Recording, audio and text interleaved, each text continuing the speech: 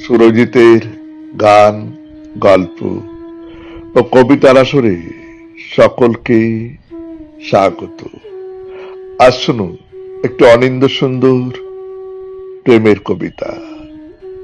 তোমাকে দেখার পর থেকে। কলমে মহাদেব সাহা। তোমাকে দেখার পর থেকে কিরকম গন্ডগোল হয়ে গেল সমস্ত জীবন। ওলট পালট হয়ে গেল সবকিছু। সম্পূর্ণ হারিয়ে ফেললাম বুঝ খেয়ে। চিন্তা সূত্র হয়ে গেল বিশৃঙ্খল, এলোমেলো।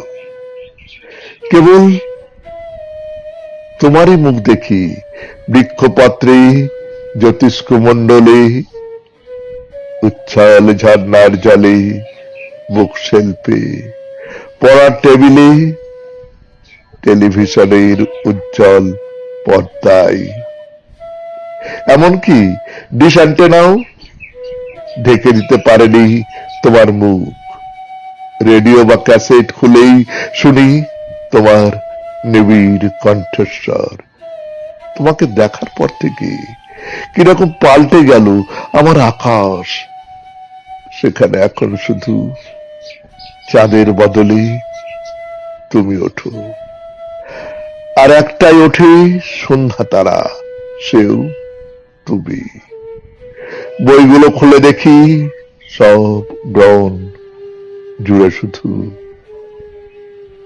এই একটা শব্দ, তাতে লেখা।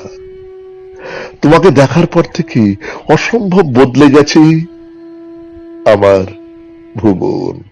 বদলে গেছে জলবায়ু, দিন রাত্রি, ঋতু।